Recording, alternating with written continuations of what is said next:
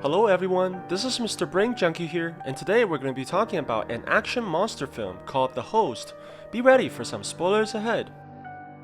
In the underground facility of a morgue, a senior pathologist complains about the cleanliness of the room. He tells the associate to throw away the chemicals down the sink as they're covered in dust. The man looks at him in shock, as that would be a clear violation of the law. The head scientist threatens him with his job, which forces the man to empty the numerous bottles into the sewage. As time goes on, people begin noticing weird creatures inside the lake, but paying no attention to the possible consequences. A salary man plans to commit suicide by jumping into the river, but before he does, he notices a large shadow inside the water. Seeing that his co-workers are not aware of the danger, he tells them goodbye and proceeds to leap in. Gandu is the son of a convenience store owner, and he's not very good at doing his job, falling asleep all the time. His father, Hibon, is unsatisfied with the son and tells him to wake up and take care of the customers. Although Gandu is lazy and quite useless, he loves his daughter very much even though she has a very low opinion of her father just like everyone else. They watch television together and cheers for Gandu's sister, Namjo, who's a national archery champion competing for the first place. Suddenly, a news flash comes on that shows the body of the salary man from before, but half of his body is missing as if something bit him before he died. Hibon tells his son to get out and go back to work, as the customers are complaining about their orders. Gandu brings the food to the people, but notices that everyone is staring at the river. They see a strange creature under the bridge and wonders what it can be. The animal begins moving, eventually dropping into the water.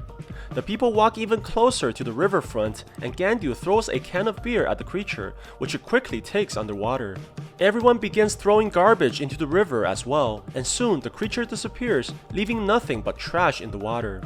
Just when Gandu is about to leave, he sees the giant creature on shore, charging towards the people and knocking them into the river.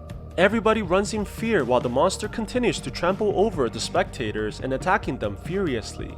Gandu tries to tell the people to run, but gets knocked over by the giant beast. The creature begins running towards the population center while everyone runs away, looking for shelter. The monster charges inside the mobile container full of people, turning the shelter into a giant lunchbox as it devours everyone inside. An American soldier tries to free the people with Gandu, but the monster rushes out of the room that is now full of blood. They chase after the monster and tries their best to stop its destruction, but nearly gets killed as the soldier gets wounded badly by the creature. Gandu tries to save the man by hitting the monster on the tail, but the attacks are ineffective as the creature turns around and forces Gandu to run away quickly. Hyun goes outside of the convenience store looking for her father, only to see that everyone has disappeared. Gandu grabs his daughter quickly and runs for safety, but in the midst of chaos, he notices that he grabbed the wrong person. The man turns around, only to see the monster charging towards his daughter, taking her away. The creature jumps into the river and swims to the other side. Gandu tries to chase after, but watches hopelessly as the daughter is taken into the water. The armies arrive soon to block off the area, and the people mourn for their family's death as a huge community funeral takes place in the shelter.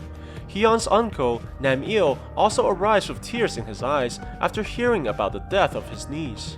The family embrace each other as they fall onto the floor in sadness. But instead of helping them, the news reporters surround them and begins to take pictures like vultures. A government worker in a biohazard suit comes to greet the people and inquires about those who made physical contact with the creature. The people are afraid to admit their involvements, but after being asked repeatedly, some raise their hands, including Gandu, in the fear of legal punishment. More workers in the yellow suits begin rushing into the building, trying to quarantine the families. They take away Gandu forcefully as his family begs for them to stop. It turns out that the American soldier who helped Gandu was able to survive the monster's attack, but soon became sick after being infected with a virus that the creature carries. The government is pulling back their military forces and sending in specialized teams trained to handle virus outbreaks. At the same time, Gandu and his family arrives at the hospital, but is surprised to see the lack of quarantine measures as even the doctors are not wearing masks. At night, the father gets a phone call which he immediately recognizes as the daughter. Gandu tries to ask for her location, but the signal cuts out suddenly as the rest of the family wakes up as well. The monster continues to attack the humans, killing the quarantine workers and bringing them back to its nest inside the sewer, where the creature is storing them as food for later. Hyun sneaks out from inside the opening of a drainage and examines the worker that the monster brought in, but the man died of drowning as he spits out water from his lungs. The girl manages to find a cell phone on the body, but it's not functional anymore after being submerged inside the river. Back in the hospital, Gandu tries to convince the police that his daughter is alive, but the officer thinks that the man's crazy and wants the doctor to give him a psychiatric evaluation. Realizing that his daughter might begin starving soon, the family tries sneaking out from the hospital, but gets recognized immediately because of Gandu's blonde hair. They run towards the elevator, then into the parking garage, where a vehicle driven by gangsters was arranged to pick them up. The family successfully escapes the hospital as the police officer desperately chases them on foot. After the escape, the gangsters charge the old man a large amount of money for rescuing them, providing them with guns and a government vehicle so that they can blend in. Hee-ban has no choice but to give them all his savings, including his credit cards as well. They drive towards a police checkpoint and tries to pass through, but a police captain recognizes them as wanted escapees from the hospital. With no other choice, Hee-ban bribes the officer with the only money that they have left. The family begins searching for Hyun inside every sewer system that they find on the maps that they were given, but the area is too large to cover and they have no clue as to where the girl is. Nam-il complains that they'll never find his niece this way as they're looking blindly, but his sister tells him to stop complaining as they have no other options. Suddenly, the family notices something moving ahead of them and prepares their guns to shoot. Nam-jil feels water drip on her in the ceiling and they shoot multiple shots, only to realize that it was nothing. However, it turns out that there are two other boys hiding beside the walls and they escape out of the sewers after nearly being killed by the family.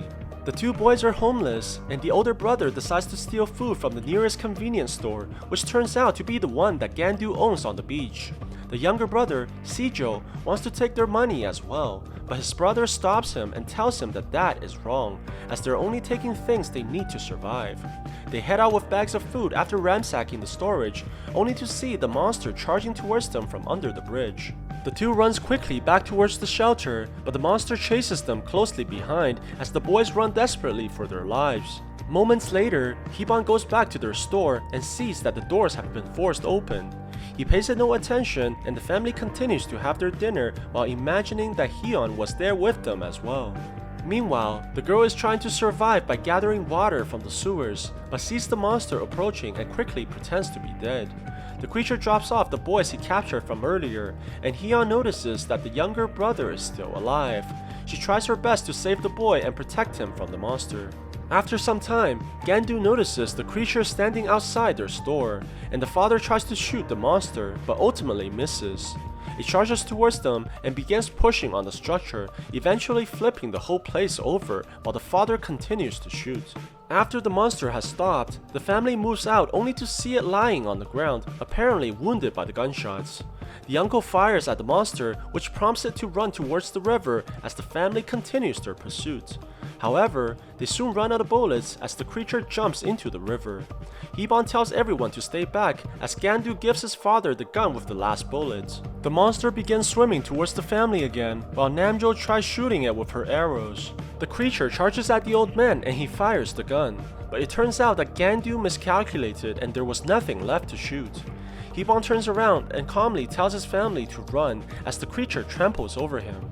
He grabs Hee-ban by the leg and smashes him to the ground as everyone watches hopelessly. Gandu runs towards the father's lifeless body and cries in pain, but they can't stay there for long as the police are heading this way as well. He tells the siblings to run away for the sake of finding Hyun and proceeds to cover his father's face with newspaper. Gandu tries to leave as well, but is unable to overcome his grief and gets captured by the police officers.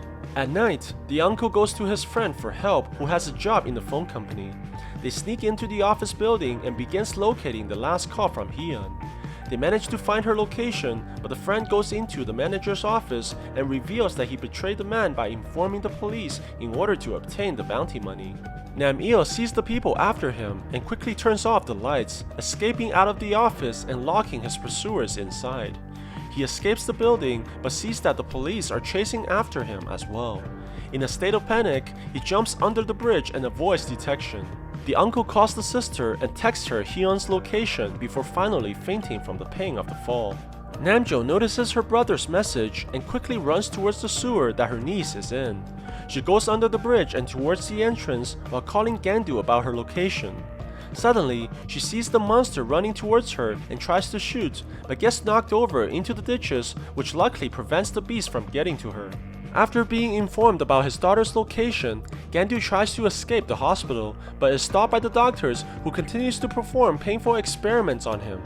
The leading researcher reveals that there is no virus and that the government is simply using it to distract the people from the monster's origins. Gandu overhears their conversation, which prompts the doctor to lobotomize the man in order to silence him. On the other side, Hyun is trying to comfort the boy by asking him to think about what they'll eat after getting out. She creates a rope out of the clothing of the victims and ties a police baton at the end. The girl throws the rope on the platform and manages to make a rope ladder. Before they can escape, the monster comes back, which forces them into hiding.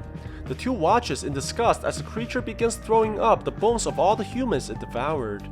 The monster notices the children and tries to capture them, but is unable to as they hide inside the walls. At the same time, Gandu takes a doctor hostage as he rushes to the outside of the building, only to see that the officers are relaxing and barbecuing like they're on vacation. He takes a vehicle by threatening to kill the hostage and rushes towards the location of his daughter. Nam-il also wakes up after being saved by a homeless man and manages to convince him to help in saving his niece. They use alcohol bottles and make numerous Molotov cocktails, preparing to fight the monster to the death. Hyun wakes up after hiding from the monster's attacks and notices that the boy is getting sick. She peeks outside and sees that the monster is sleeping. The girl tries running for the ropes but is quickly ambushed by the beast, which grabs her and puts her back on the floor. She sees the boy outside as well and runs towards him, trying to save his life while the monster chases after them from behind. Gandu arrives at the nest only to see that it's filled with bones and that his daughter is nowhere in sight. Suddenly, he sees the monster pass by him from the top with an arm dangling from its mouth and proceeds to chase it with his sister, who's woken up as well. They follow the monster as it swims in the river towards the gathering of protesters on shore, complaining about the quarantine and the illegal experiments.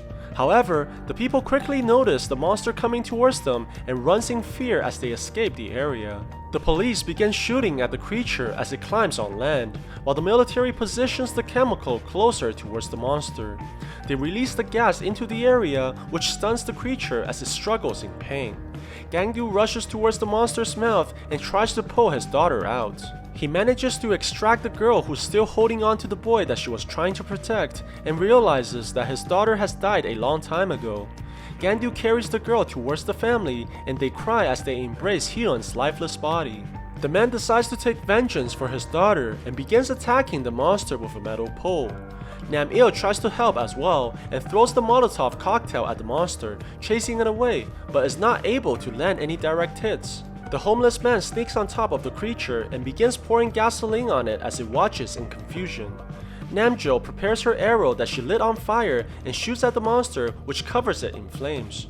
In a moment of chaos, the monster tries to run back into the water but gets fatally stabbed by Gandu, who was hiding behind the posts.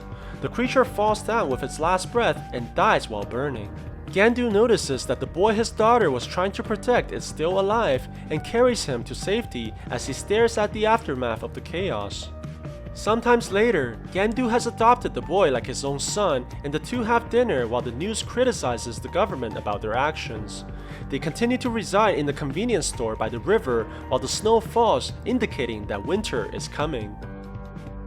So what do you guys think about this movie? Let me know in the comments below. And if you like my video, please press like and subscribe for more. I'll see you guys next time.